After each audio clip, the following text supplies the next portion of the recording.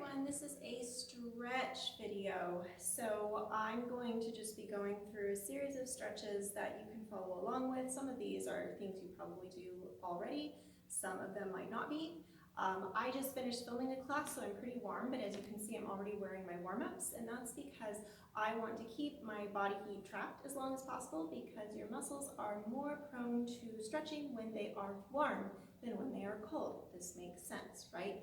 The other thing that I'm emphasizing is these stretches are to be done after class, not before class, or at the end of the day rather than the beginning of the day, because I'm doing stretches that are deep static stretches where I'm holding a position and trying to increase my mobility, rather than a dynamic stretch or a stretch where I'm moving from position to position in order to warm up my muscles. So these should only be done when your muscles are fairly warm and tired already. So since I just taught class, I'm going to start standing up. I don't have an elevated heart rate because I only did bar, and so I'm just kind of normal. But if you've just done something that brought your heart rate up a little bit, something more cardio, jumping, running, etc., you don't want to go immediately down to the floor. That's bad for your circulation. So I'm just going to massage my feet with a pinky ball. These are from White Elephant. You can also use a tennis ball or really any kind of ball that has a little bit of squish in it. Even if it doesn't, it's better than nothing. Just something that you can rub your feet on for about a minute. I'm going to turn the volume down a bit. So one thing I like to do when I'm doing a tennis ball or pinky ball massage is to try to hit the pressure points on my foot, which, as I have been told, you've got a bunch of pressure points on the bottom of your foot. Down the center of your foot, you're supposed to have 5, one right below the ball of your foot, and then going down towards your heel, 5 evenly spaced there, and then 3 each on the inside and outside of your foot, starting from the top, middle, and bottom. So I try to hit all of those points and just kind of hold there for 5 to 10 seconds if it's not particularly sore, or a bit longer than that if it is sore. My feet are very sore right now. So grab something that you can massage your foot with. And with the pinky ball, you can really put all of your weight on it. It might not even be enough push for you. I like to do tennis balls normally, because it really pushes against my foot, but this feels really nice. I'm just working my way down the center of my foot. If it feels particularly sore in any one spot, feel free to stay there a little bit longer. I'm doing the outside of my foot, and I'm trying not to roll inward, because then I don't have that much pressure underneath my foot, so I'm really trying to keep weight right over the pinky ball.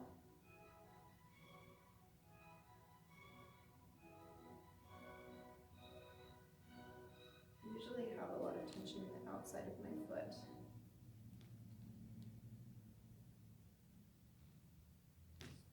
And the inside.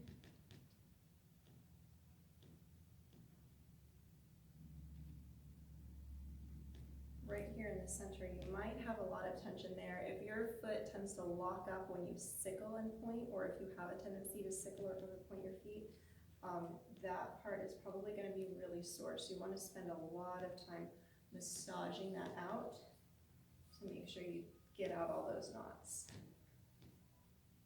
I think it's primarily the outside of my foot for now. Maybe. And then switch to the other foot. A little bit of rolling first.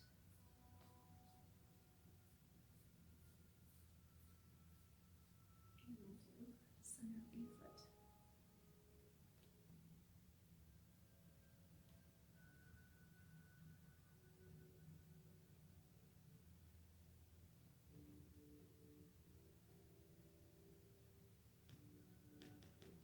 You can already tell most of my tension is on the outside of this foot too.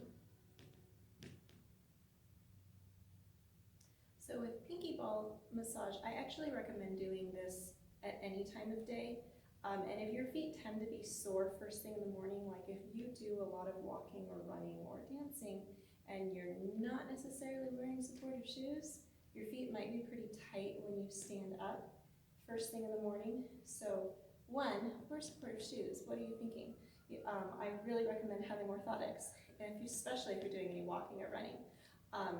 Do not do extensive walking barefoot on a hard surface. I have learned that the hard way. That's really bad. But two, do a little foot massage when you first get up in the morning, and that will help your feet just kind of be able to move. And then go ahead and do it again at night. Do it after class. Do it after a walk or a run. Anytime is a good time for a foot massage. That's my motto. Okay, so I'm done with my feet. So I'm going to stick on my booties.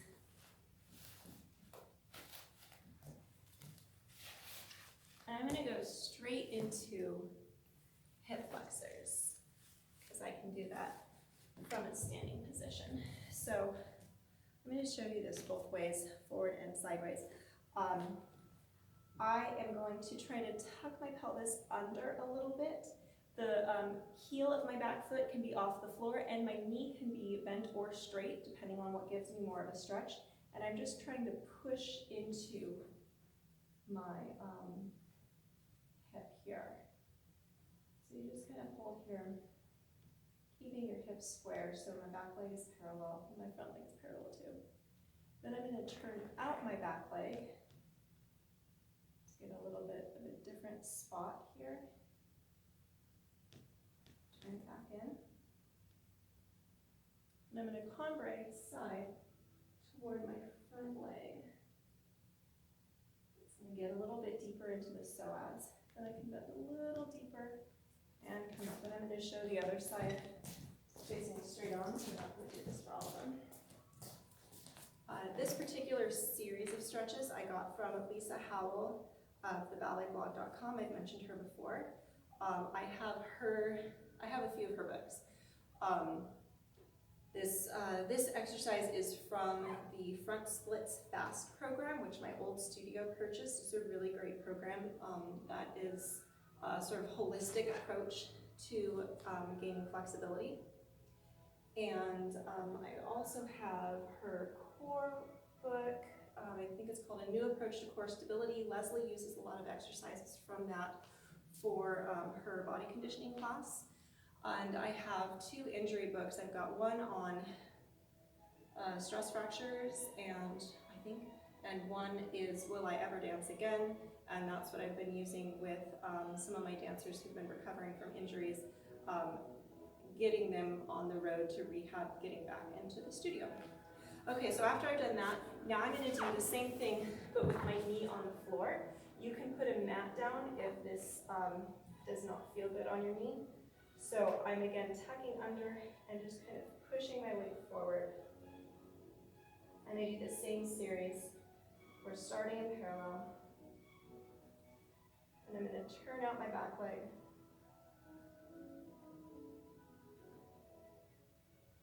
Back to parallel. I'm going to bend side toward. Go a little deeper. Switch.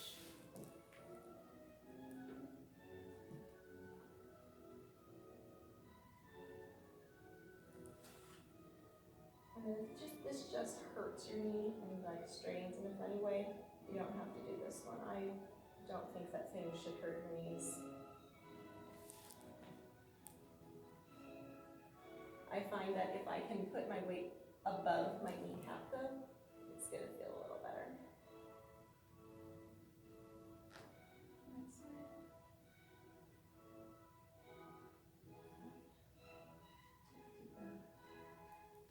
Now I can go full lunge. I'm still trying to square my hips, so I don't want to be rotating up like that, but trying to keep this hip forward and lifting my body really tall. So I don't usually do stretching this way. For me, personally, that lessens the stretch in my hip flexor, but I've spent a lot of time working on my hip flexors. Also in this position, when I turn out, my back leg is straight. I just think that's safer. So make sure you're just doing this in a way that you can feel the stretch in your hip flexor. also going to do something that's not from Lisa. I'm going to take my front leg, open it up on a diagonal, and as I push forward, I'm going to stretch side and slightly back. I find it difficult to breathe in this position, but it's really good for opening up your hips and getting into your iliopsoas.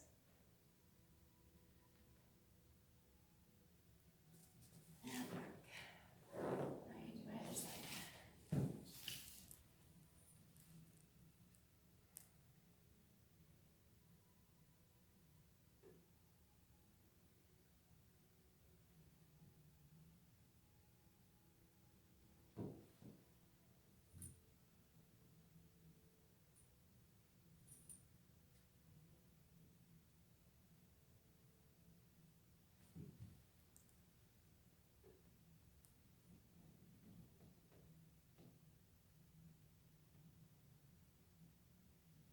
Once again, I'm going to do the bit where I open my leg on a diagonal, push my hips forward, but my body side and back.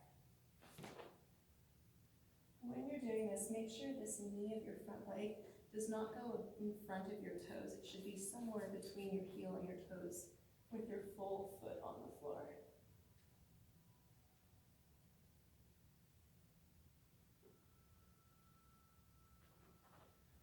All right, one more, and I am going to get a mat for this one. All right, so I'm folding this mat up a little bit to give it a little more cushion. And I'm going to do, I'm back in this kneel. I'm going to take my front foot, this is back to an exercise from Lisa again, and I'm going to push my foot down to the floor against my hand with some resistance, and then I'm going to pull to stretch my quad. I'm just going to do that much. Push. Pull. Push. And pull. Once again, I find if I can put my weight so that I'm above my kneecap right here instead of on the kneecap, it doesn't feel as bad. And then I'm going to actually say this one to do the other leg. It's easier to put on. So push, pull, push, pull. Stretching with resistance is a really great way to get past the stretch reflex, which I'm going to talk about in just a minute.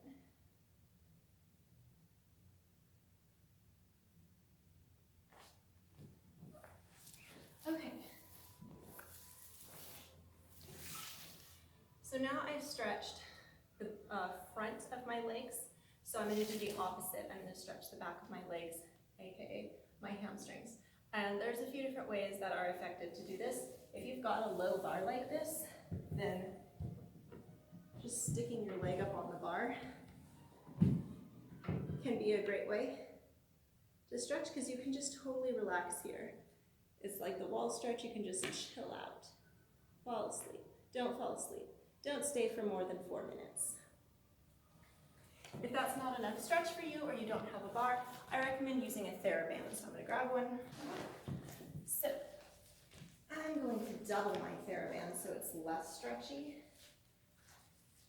Feel free to do this however you want.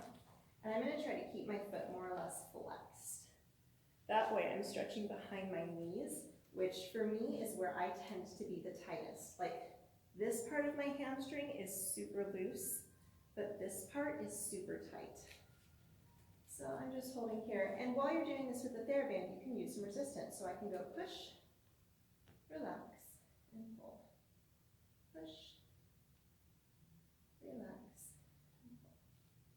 Push, relax, push, and relax.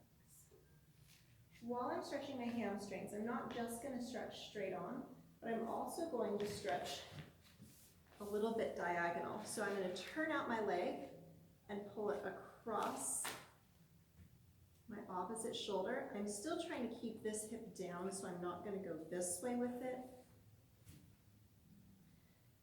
Now, depending on where you're tight, this might be an intense stretch for you, especially you could feel it down here in your calf or up here. I still feel it behind my knee because that is where I'm tight.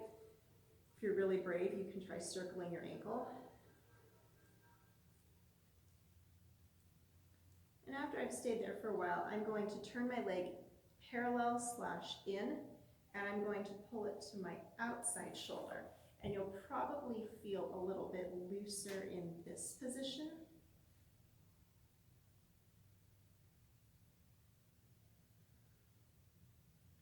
For me, this is the direction that I tend to pull my hamstrings, so I will lose some mobility this way.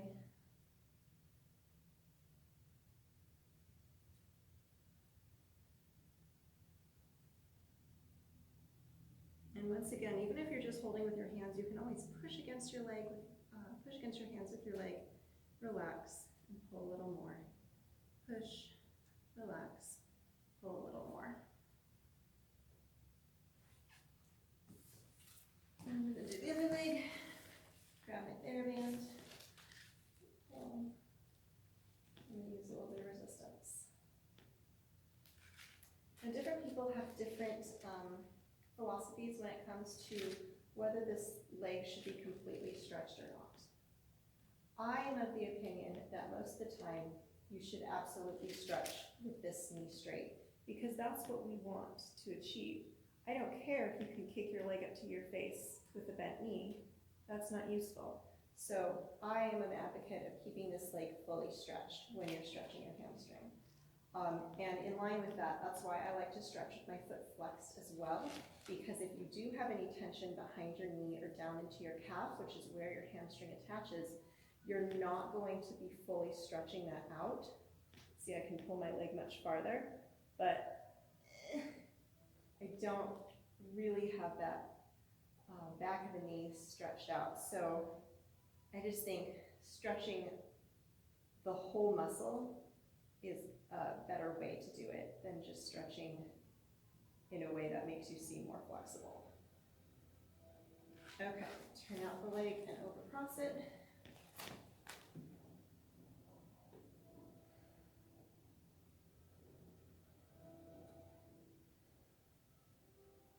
Try circling your ankle here. It's going to make sure your knee's staying straight.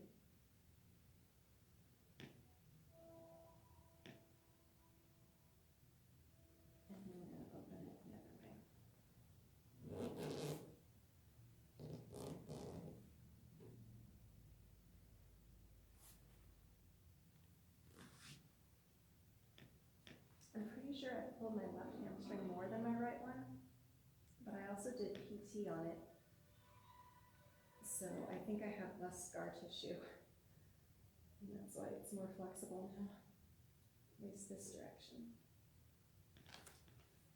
Okay, now I'm going to show a really fun stretch that I got from one of my professors in college. She's a former principal with Royal Ballet, and she got it from somebody else in Australia. It's called the pretzel stretch. My levels E and F, maybe level D, have done this. It's super fun if you can convince yourself that it's fun to do this kind of thing. Okay, so I'm going to face this way because I think it's the easiest way for you to tell what I'm doing. I have my right leg up. I'm going to grab my right leg with my left hand, just wherever is comfortable. I have my left leg up. I'm going to grab my left leg with my right hand and let that knee drop down.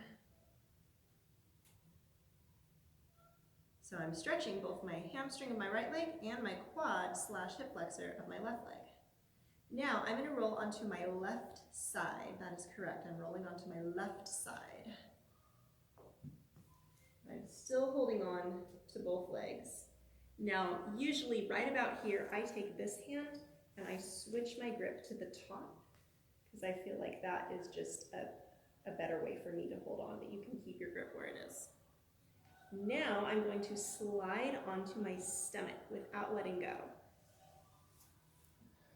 This is the part where everybody is usually very confused and in some amount of discomfort. So I'm feeling a very strong stretch in my quad right now, more so even than in my hamstring. So I'm going to try to nudge my right leg a little bit higher.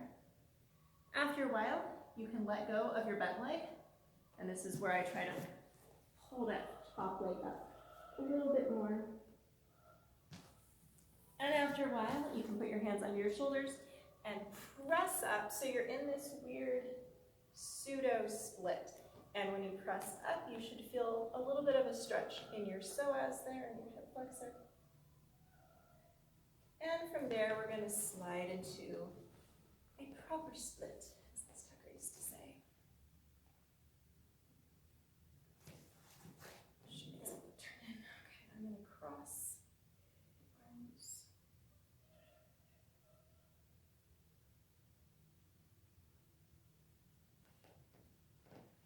And make sure you also bend forward. Okay. I'm going to go to my middle split. I'm not going to stay here super long. I'm just going to kind of briefly go into it. Because now we have to do the other side. So once again, starting on my back, grab your left foot with your right hand.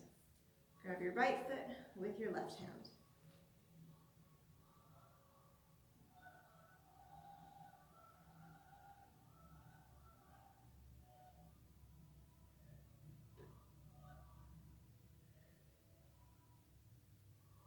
Now roll onto my right side, and I'm going to change my grip.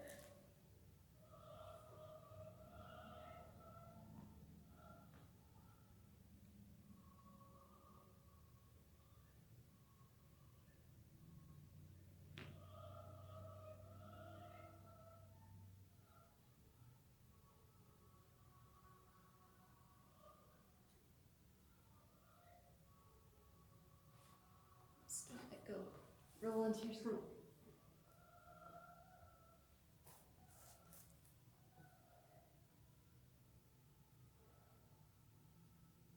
I know this feels awful to say, but try to relax in this position.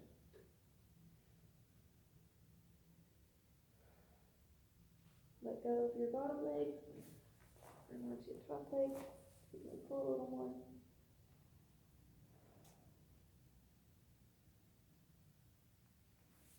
Hands into your shoulders, press up.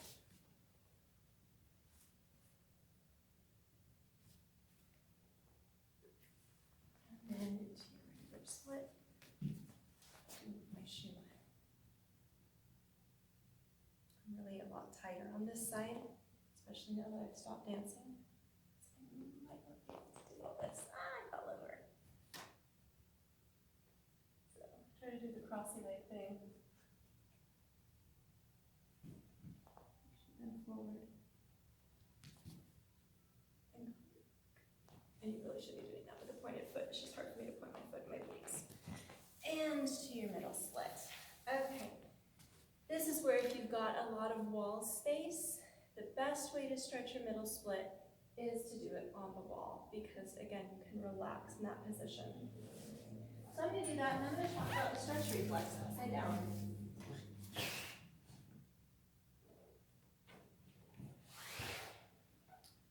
Okay, so the stretch reflex is something that is built into our muscles to protect them from injury.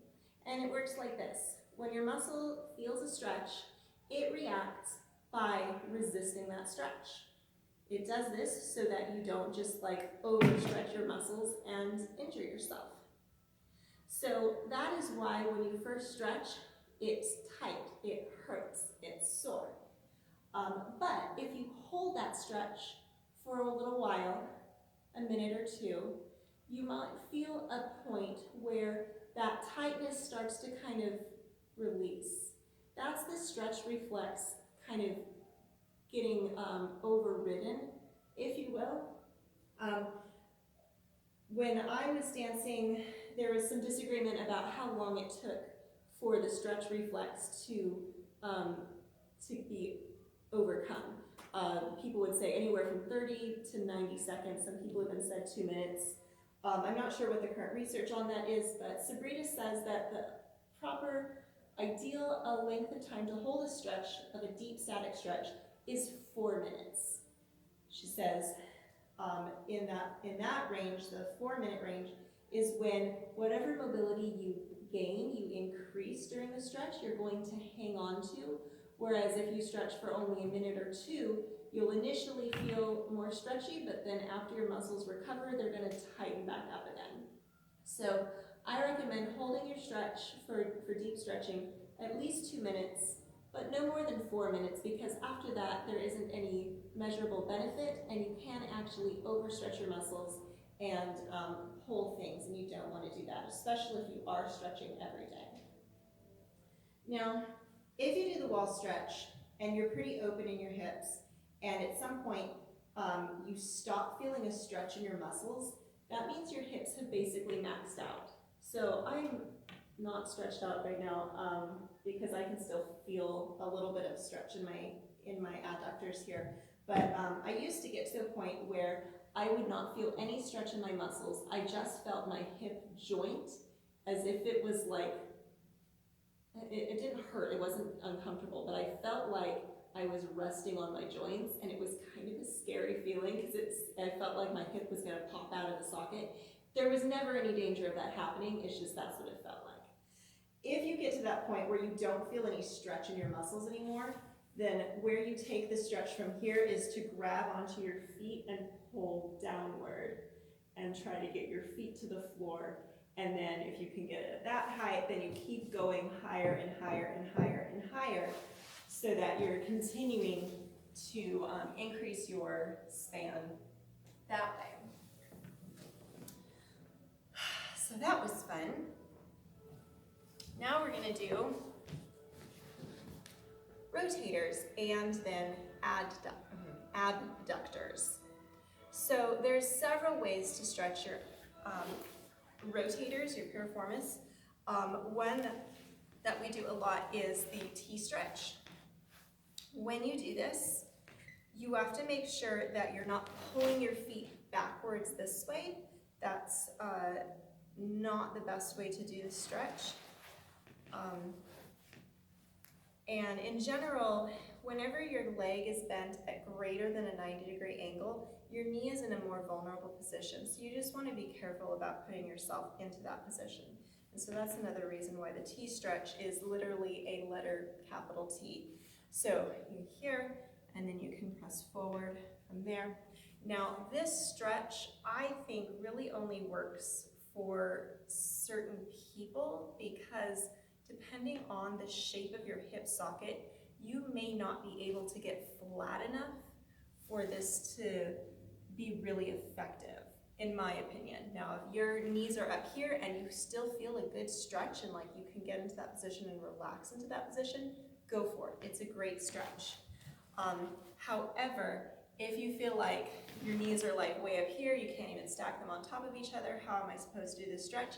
It's okay, you don't have to do that stretch. You can do this one instead. I call it the number 4 stretch. Sit up really tall, cross one leg over your knee, keeping your body tall, bend your knee and sit up and try to pull yourself into that stretch. You can also do this with your back up against a wall so you know that you're being really tall, or you can do it lying on your back, stretching that way.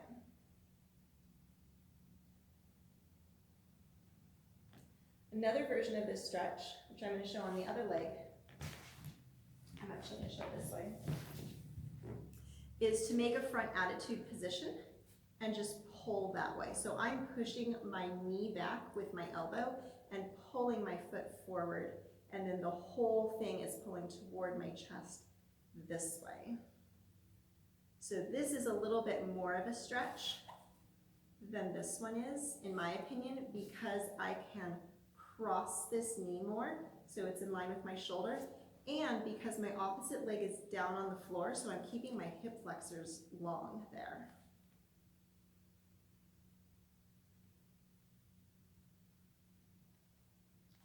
This stretch can also be done at the bar. I used to do this stretch every day before class because my 4th position is really terrible, and just doing this stretch helps me feel like I could just stand in 4th and 5th position, and it was never great, but I could stand. So I am putting my supporting leg parallel. My working leg is right in line with my shoulder.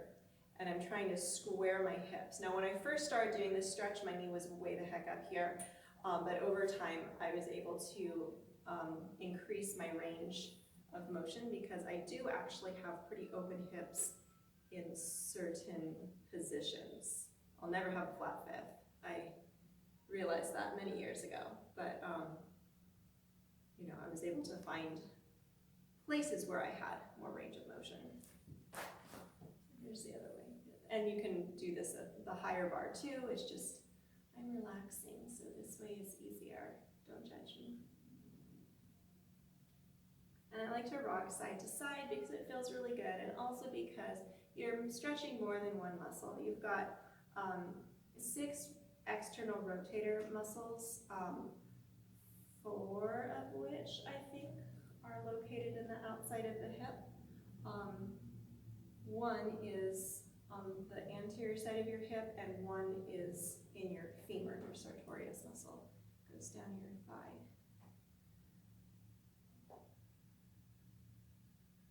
Don't ask me to name them all. I can name 3.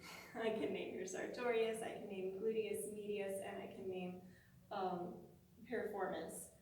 What are our other external rotators? Probably gluteus minimus. And then there's one, the one that is in the front starts with a P, I think. I'll look it up and I'll post it on the screen. What are all of their external rotators? You can look them up.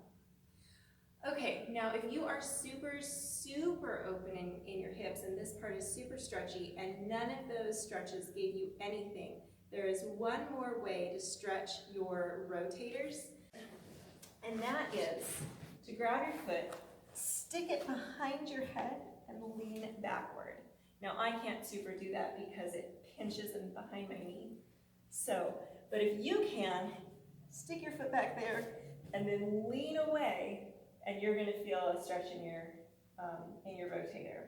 So that's like the extreme external rotator stretch. So give some of those a try. Now we've got to do the side of our legs, our abductors. These muscles are really hard to stretch because it's not like you can just open to a position this way. There's a couple ways to get these muscles, and one of them is, turn in again, to turn your leg in and sickle and cross over. Now you might feel a stretch up here in your IT band area, or you might feel a stretch like I do in your calf, in your fibularis longus, I think is that one.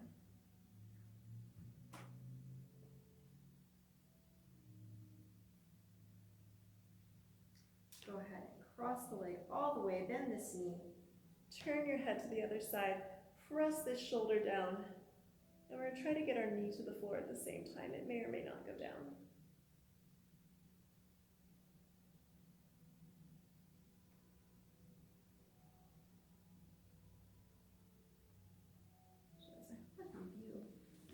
I'm going to do the other leg.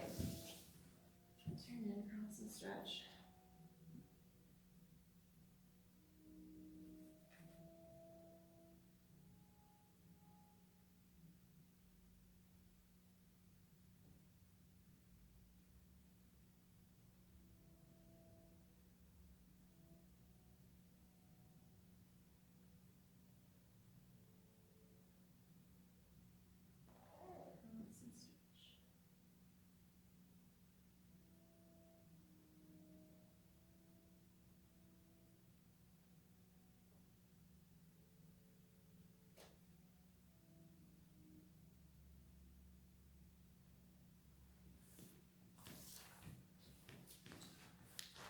All right, so you may or may not have felt anything during that stretch, and if you don't feel anything, then the real solution is a foam roller.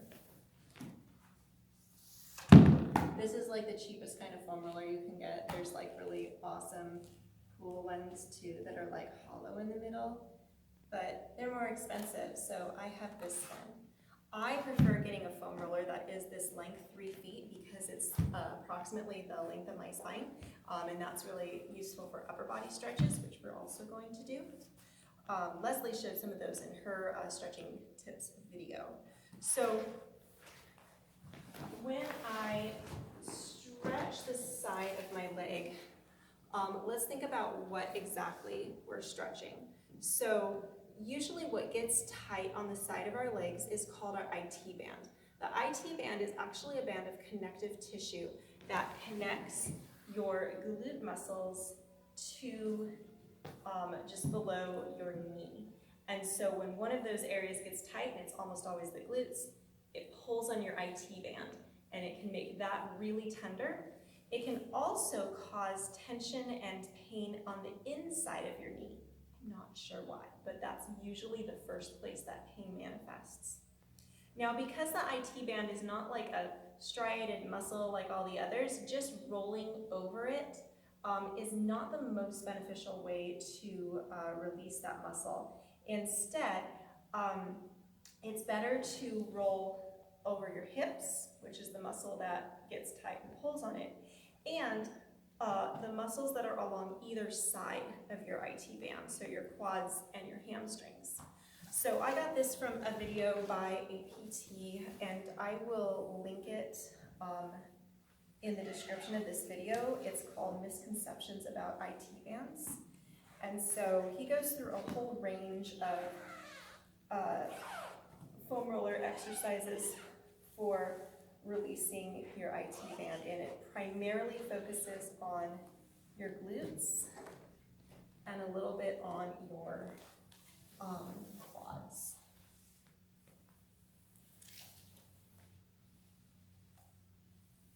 And if you're super brave, you can bend your knee when you're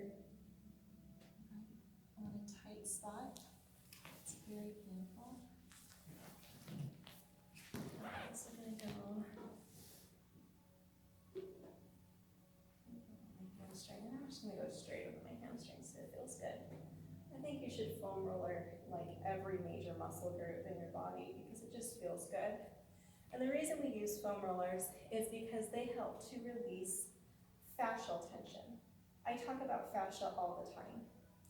Fascia, in case you don't remember or in case somehow you missed this, is the connective tissue that surrounds your muscles. It's clear and kind of stretchy, almost like plastic wrap. And you've seen it if you have ever seen chicken prepared. If you peel the skin off chicken, that kind of shiny, almost like whitest iridescent stuff underneath, that's fascia. So is gristle in meat as well. Or if you cut into a steak and you see like kind of white goopy stuff, that is connective tissue, that's fascia. So its job is just basically to hold your muscles together. But because of the way it works, it can hinder your ability to stretch if it gets tight. If it gets tight, it's more like wax paper where it just is stiff and it doesn't allow any stretch. And since it is surrounding your muscles, if it's tight and unstretchy, your muscles are going to be tight and unstretchy too. And so just plain stretching on a muscle when your fascia is tight doesn't usually do much good. In fact, it can actually make you just more sore and pain. So instead, what we understand now is that you have to do myofascial release techniques. And so doing foam roller and massage and things like that can be really effective. Oh, this is so painful. Really effective ways to release the fascia so then your muscles are more free to stretch as well. Now, all of this is actually explained in Lisa Hell's Front Splits Fast program. And she has a lot of exercises that are for dealing with fascial tension. And she also has some exercises dealing with neural tension. What is neural tension, you ask? Neural relating to your nervous system or your nerves. Your nerves run all the way through your body, right? We know that. We've taken biology. Nerves, unlike muscles, do not stretch. But since they run through our whole body, you know, something is going on for when I stretch this way with my muscles. What happens there? Your nerves slide in and around, and in some cases through muscle fibers. And so if they get stuck anywhere, think of like having a kink on your hose when you're going to water your grass, and there's like a kink in it, and then no water comes out and you're stuck. That similarly, if your nerves get stuck on a muscle that's like tight, that can affect your ability to stretch all throughout your body. Places where we often get neural tension are in our suboccipital ridge right here underneath our head, because we spend so much time crunching down here. Behind our knees, that's where I've got a lot of tension. I don't know if it's neural tension or not, but you got a lot of nerve endings here. In our feet, and where else? Lower back can have some neural tension as well. So here's an exercise I like to do called neural flossing. I got this from my sister-in-law, Sarah Talbot. She was here last summer to do a PT clinic, and I'm hoping she'll be able to do that again this next year if we're no longer experiencing a global pandemic. So grab onto your ankles, legs, wherever you can reach. Keep your back kind of long, and you're going to drop your head down and at the same time point your feet. You're going to flex and look up. Point and look down. Flex and look up. And just keep doing that. You might find as you do this that after several repetitions, you feel a little bit looser. Put my hands on the floor after a while. So what this is doing is this is kind of sliding our nerves, just like flossing your teeth, back and forth throughout the length of your body. Because if you have your feet pointed, that's less amount that your nerves have to slide. And if you have your head up, that's also less. So it's like slack. Whereas if you have your feet flexed and or your head down, that's like less slack. That's making your nerves more taut. So instead of going this way to tug on them, we're just kind of going this way, just kind of nudging them back and forth. So if they get stuck anywhere, they're going to kind of ease out of that stuckness. And that was a very unscientific explanation, so maybe go talk to a doctor or a physical therapist about like what is the scientific mechanical process happening there, but that's how I visualize it and understand it. That's how it was explained to me. Okay, so we've done abductors, we've done hips, we've done hip, what are these called? Adductors, hamstrings, quads, hip flexors. We have not done calves yet. And this is one that tends to get overlooked a bit, so really important. Now the way I like to stretch my calves is on a slant. If you have any stairs or steps in your house, just sticking your toes on the top of the ledge and dropping your heels down is an absolutely great calf stretch. I'm going to show you my slant.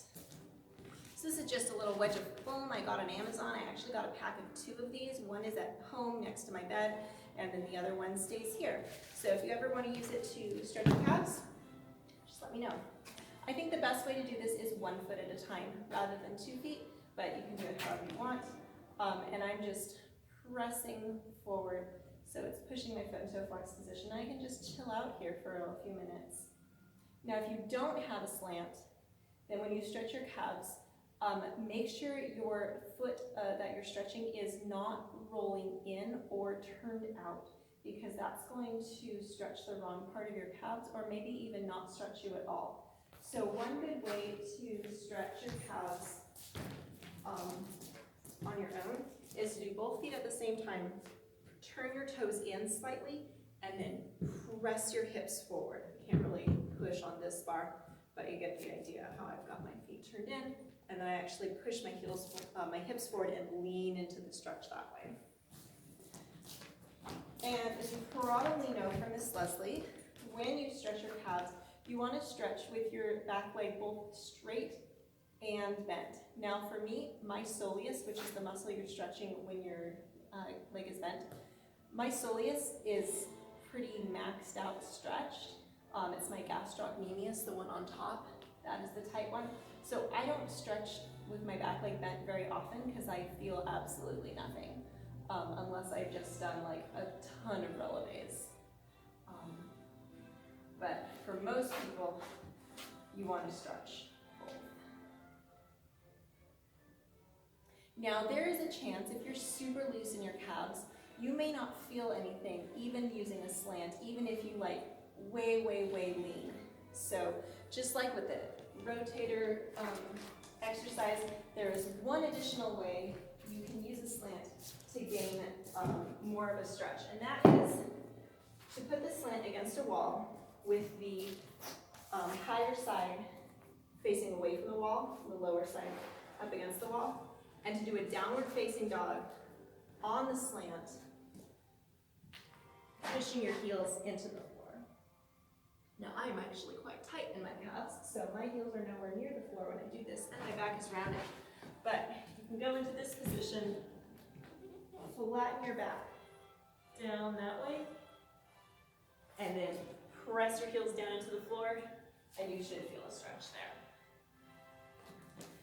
And then after we've stretched our calves, we should also stretch our anterior shin muscles, or front compartment, as Sabrina would say. So this is a really easy one. I just reach forward, push my toes down, and drop my head down. And that's going to get my toes. And I feel a stretch up in the top of my shins. You might feel a stretch in the top of your ankle or the top of your foot there too. My toes are pretty stretchy, so I've got to pull on use both hands to pull on one foot.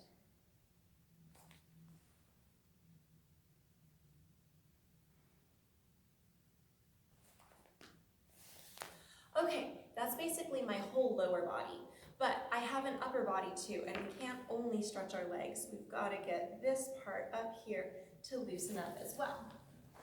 So I'm going to do some additional stretches for the upper body. This one is actually a side stretch. Don't be confused by the deceptive position. It's not actually a stretch for my adductor or my hamstring, although it might stretch that. It's primarily about stretching my rib cage here.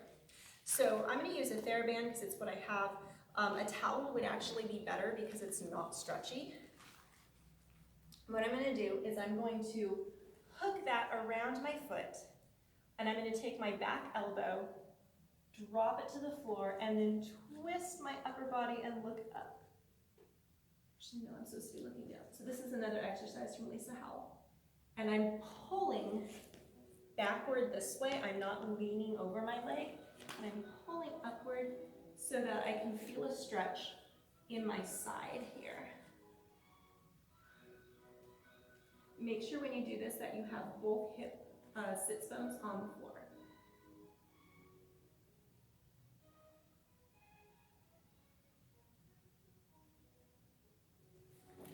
Okay, we're into the other side now. Now, how wide this band is going to depend on your flexibility. So you might have yours wider or even narrower than mine.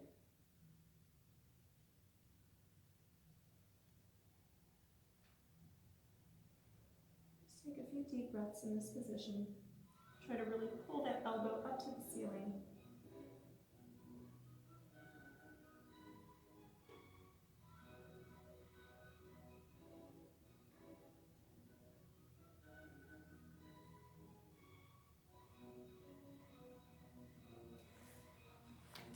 All right, now we're going to do one that is called Thread the Needle.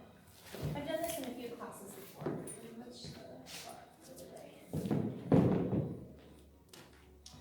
So I start on all fours, and I'm going to twist, bringing my right arm high, and then I'm going to thread it through my bottom arm. This elbow bends. I put my shoulder on the floor, and I'm trying to keep my hips square here, so I don't want them to twist one way.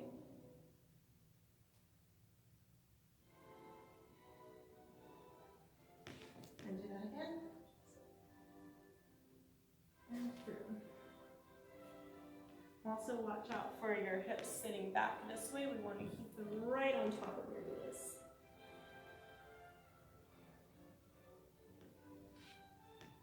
Center, and do this.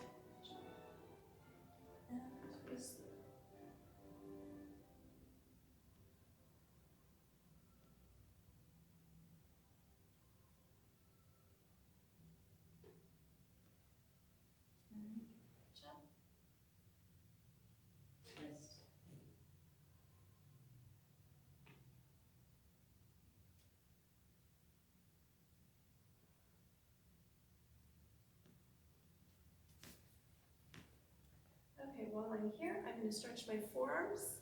So palms facing up, push forward.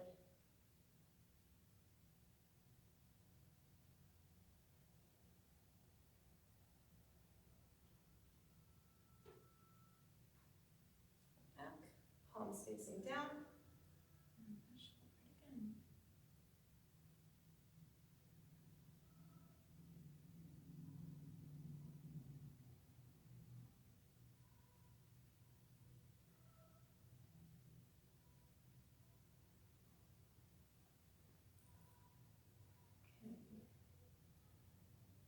Time for shoulders.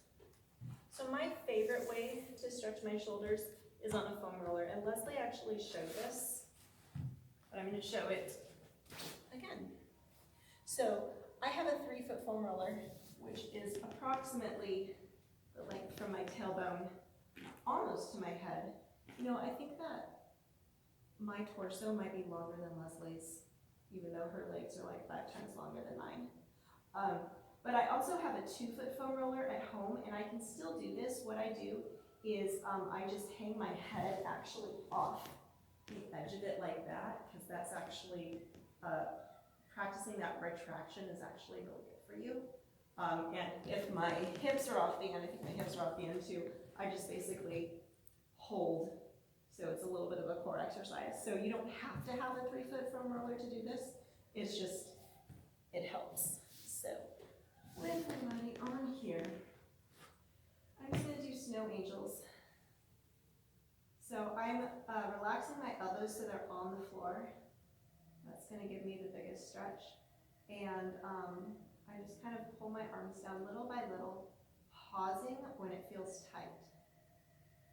Now I always thought my left shoulder was tighter than my right shoulder, but when I actually do this, my right side feels a much more intense stretch. So that was really interesting for me to find out that like my left shoulder is tighter in some directions, I think.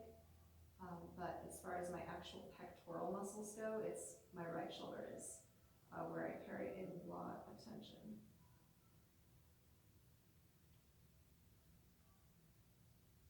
Now, if you don't have a foam roller, there are other ways to stretch your shoulders that I'll show you. This is just the best one in my opinion because I can do this with my rib cage staying flat. So the other exercises I'm going to show you, there is a temptation to push your ribs out, and that's not as good for obvious reasons. We want to keep our alignment at all times. But they will work, and you can keep your rib cage in, you just have to be attentive to it. Mostly I really like stretches where I can relax. The whole idea of overcoming the stretch reflex and increasing flexibility more quickly and efficiently is if you can relax into the stretch, you can kind of like trick your body into letting the stretch take place instead of it fighting the stretch, which if you're really holding a lot of tension and like tensing your muscles, it's going to be a much slower process. But if you can just give up and like relax, your body is going to be more willing to stretch and maintain that added flexibility.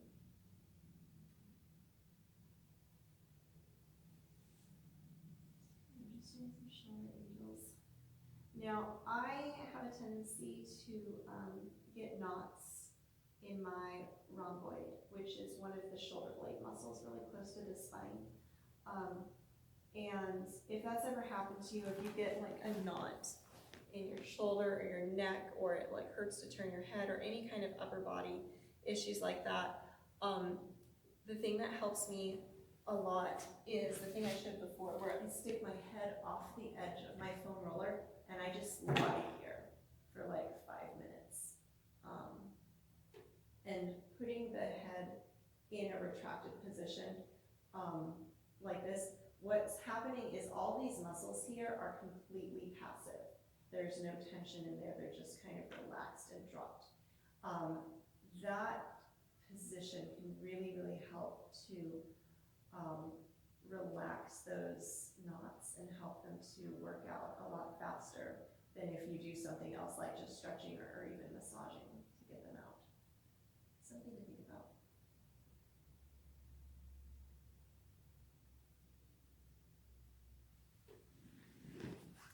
Okay, so two other ways to stretch your three other ways to stretch your pectorals. One of which I know you can all do because everybody should have a TheraBand, right? So Leslie showed this one. You put your hands on your TheraBand at whatever height works for you, keeping your arms straight. You just pull your arms back, pull your arms forward. Depending on how stretchy you are and how much resistance is in your TheraBand, you might have your grip closer or farther apart than me. And Leslie also said to lean into the stretch. And I kind of like that because as I'm doing that, I feel less prone to splay my rib cage like this. Whereas if I'm leaning, I feel a lot straighter and I don't feel so much of a temptation to open up there. So just doing this a whole bunch is a really good way to stretch your shoulders. Second way, if you've got a bar at home, some of you do, you can do pectoral stretches on the bar. So you can just grab and honestly, I'm so tight, I feel a stretch just standing here in my right shoulder. I'm pressing my shoulders down and I'm kind of pulling away from the bar. And I even feel the stretch a little bit down into my arms, so you might feel that there as well if you are tight in that position. Now I don't have to just stay here, I can also go down on my knees and sort of arch forward like Titanic style and king of the world. Or if I have a lower bar, I can put my hands underneath it and stretch up and back that way, kind of swan lake style, really pulling open. This feels awesome to me. Now my rib cage is going forward because I'm arching my back, but you can keep your ribs flat and just hold this position.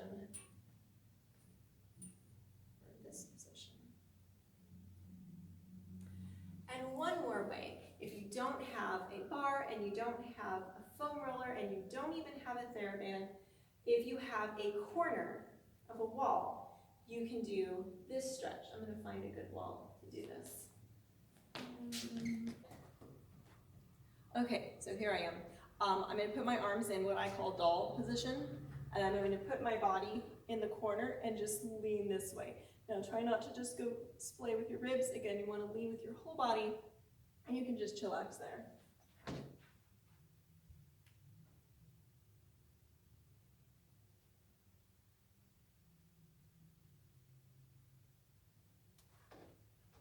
So that's that one.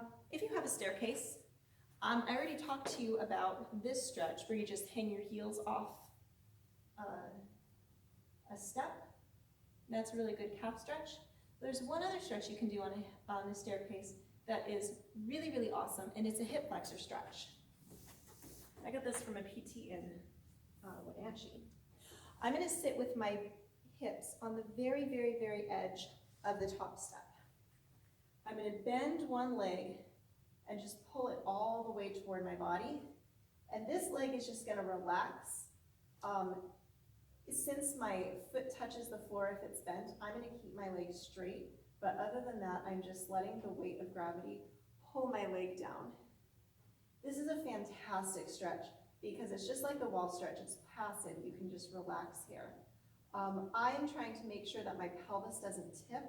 Since I'm very loose in the base of my hamstring up here, it's really easy for me to just tip my pelvis and get that space in my spine, even when my leg is way up here. So sometimes I pull this way or this way, give myself an additional stretch just to make sure that my pelvis isn't tipping forward. You can also kind of rock side to side, so you can get different areas of your hip flexor. Like if I open up this way, that feels different.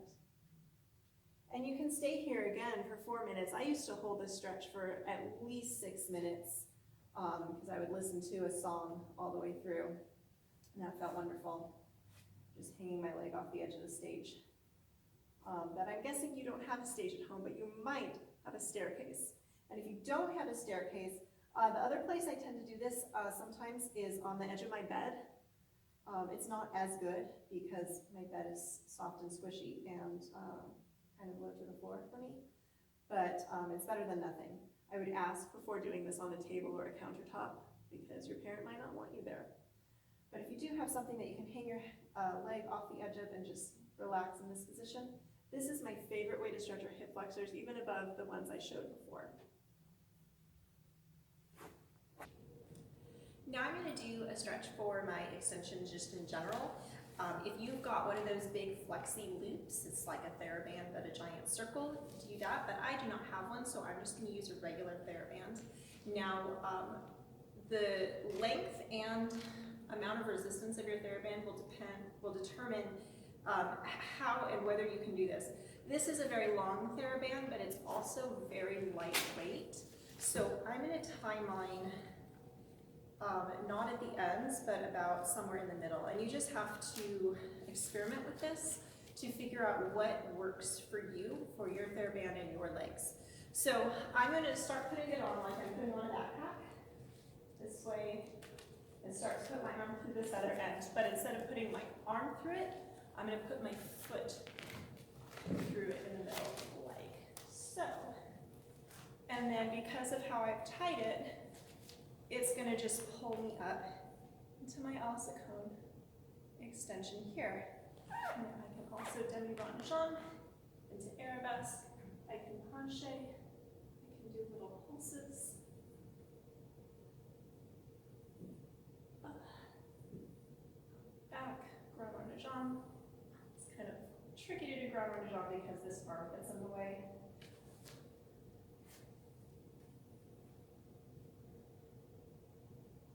Just kind of find a tilt and all kinds of fun positions with that. And then along with that, you can also do a middle split stretch, which I think I'm going to have to stretch this out a little bit bigger to make a wider loop for my middle split. And again, just figure out what you need to do in terms of how long of a TheraBand you need, where you need to tie it, how much resistance you need. So I have it behind my back, and I just stick both feet through, and then press outward. And then that's a way that I can just passively stretch my middle splits with, no effort. It's kind of fun. Walk forward. Back. You just have to be aware that if you roll onto your back, TheraBand will probably slide off of you. You want it to stay right here on your lower back. So that's just a little fun one. It's actually a very gentle stretch. You would think that this would be really severe, but unless you've just tied your TheraBand really, really tight or it's kind of short, it's a pretty gentle stretch. I actually don't really feel like it's enough of a stretch on me, but that's probably because of the angle of my legs. So give this one a try. Lots of fun. Okay, now I'm going to do some things for my back, which actually is stretching your abdominals and your ribs, as well as arching your spine. So first thing I'm going to do is just roll on my back, which I like to do this just about every day. Just roll this way, up and back a few times. Especially over any areas that are kind of tight and sore, right here.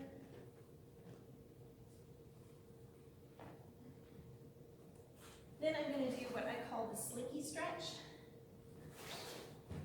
I'm going to start sitting on my feet. I'm going to roll forward. Then I'm going to arch my head and my tail. So I'm going into this really extreme kind of cow back position. And then push through into a high up the base here. Then I lift my hips, keeping my head up. Pull back. And roll through.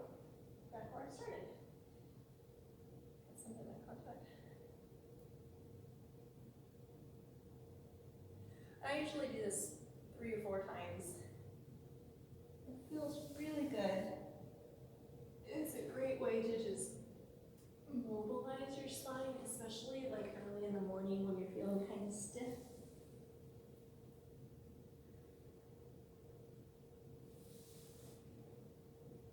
While you're here, you can give your legs a little kick, and if you can whack yourself in the head, that's awesome. I cannot today.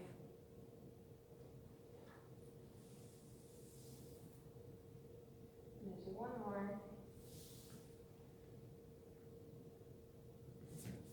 I'm going to grab onto my feet, and I'm going to keep my back up, I have to strongly press down with my feet because I don't have enough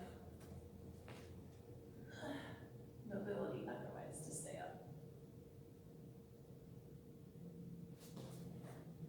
I'm going to try and touch my toes to my head, which I probably can't do today. If I kick, I can do it.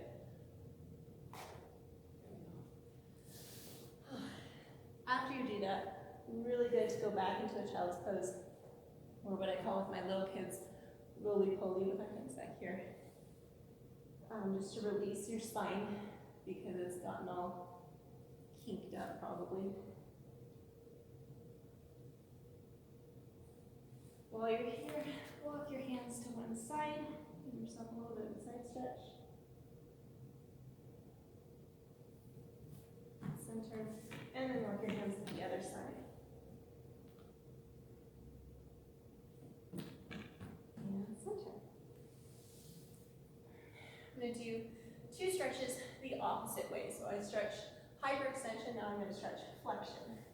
This is actually stretching up my back muscles. Now when we say we're stretching our back, these muscles are not stretching per se, they're actually contracting or just being passive. The muscles in the front of your torso are the ones who are actually stretching. So flexion of the spine, that's actually stretching these muscles in the back this way. So it's just a little anatomical quirk. So I'm just going to do, sitting up really tall, feet across, grab the back of my head and just gently pull down. You can just go all the way down to your feet. And then go. I'm going to twist and I'm going to aim for my knee.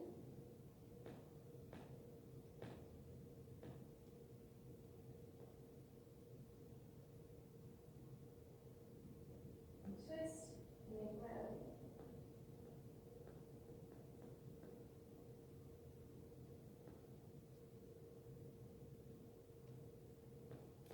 And just a quick note about that, I prefer to do stretches for my upper back seated rather than standing. So a really common way of stretching is like you're here, you're stretching your hamstrings, and then you roll your back up.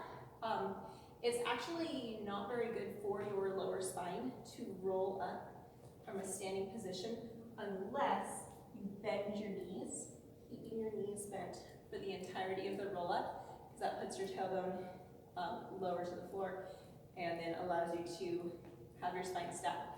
It's this kind of position here that just puts strain on your spine. So if I'm here and I've got my, my pelvis anchored to the ground, and my pelvis is in neutral here, that's going to take the strain off of my lower back. So that's why whenever I do any kind of stretch or exercise that involves rolling up, it's always from a plie. So just be aware of that. Okay, now that I've released my muscles just a little bit, I'm going to go a little bit more extreme and do a plow stretch.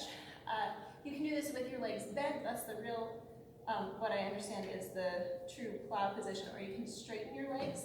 I used to be able to get my knees to the floor, but I have not been able to do that in many, many years because I've got some probably scar tissue, I don't know, in my shoulders. So roll back.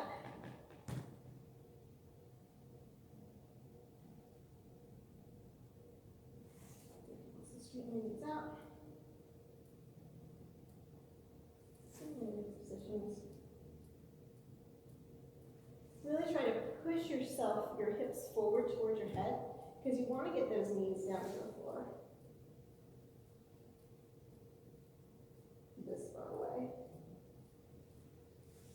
And to come out of it, and go up into candlestick. And then to lower with control, lowering through the back. This is really good for your lower abs. And while I'm here, I'm just going to do some lateral stretches. So I'm going to bend my legs at a 90-degree angle and twist to one side. And allowing my legs to rest on the floor. Trying to get my opposite shoulder down. Rolling up to the center. Just the opposite side. My lower back usually pops there. Just the first couple of times, and then I go back. I'm doing it nice and slow, so this is more of an abdominal strengthening / stabilizing exercise than it is a like, let's pop our back really quick.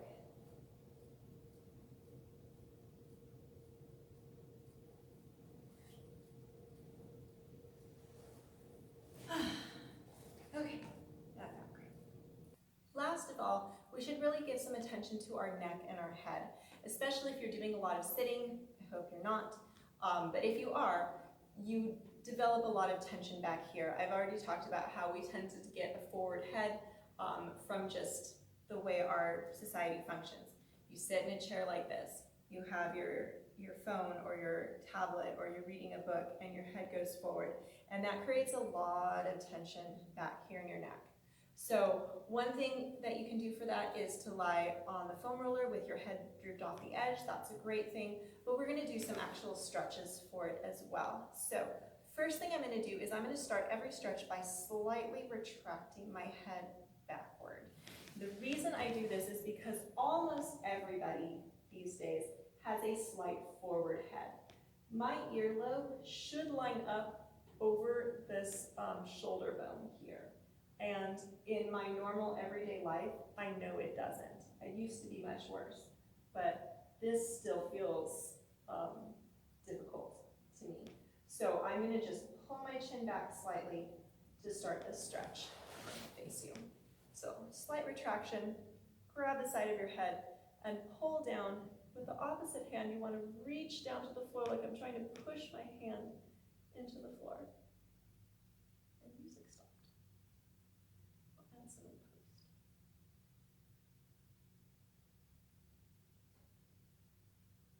Make sure your head is straight on so you're not turning your head one way or another. Now to the other side.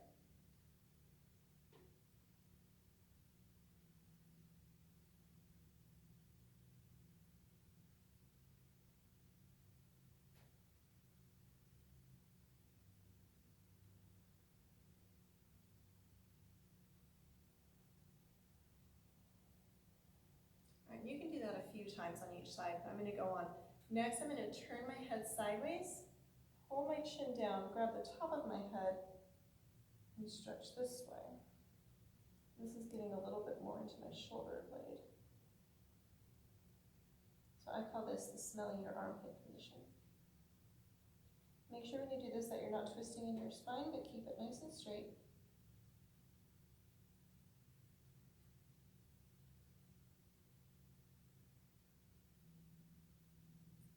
And same thing on the other side.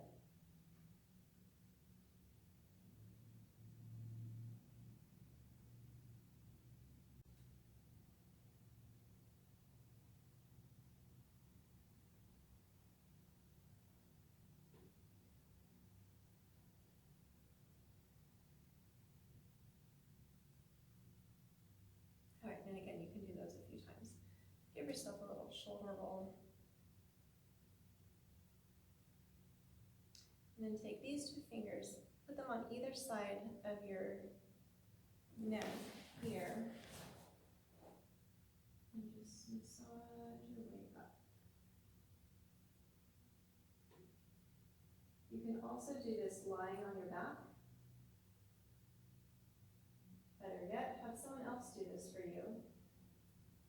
If you're stuck at home, you might as well pamper each other a little bit. Put some lotion on your hands or some other kind of cream that'll make your hands kind of glide over the skin a little bit easier. And just give yourself a little neck massage. You use your thumbs So we work little circles just under your occipital ridge. Do a little bit of shoulders. There's two little knobs just above your hairline. You do little circles right there.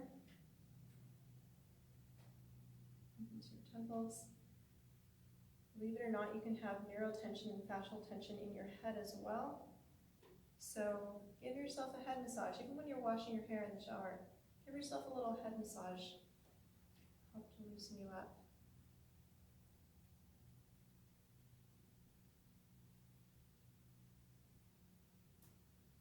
Okay.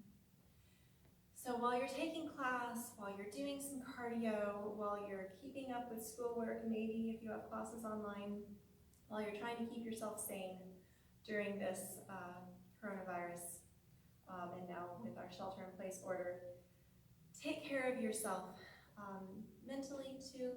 Give yourself a little bit of pampering every once in a while, and giving yourself some time to stretch or massage is a really good way to do that. So I hope you enjoyed this class. Stay healthy, and I'll see you next time.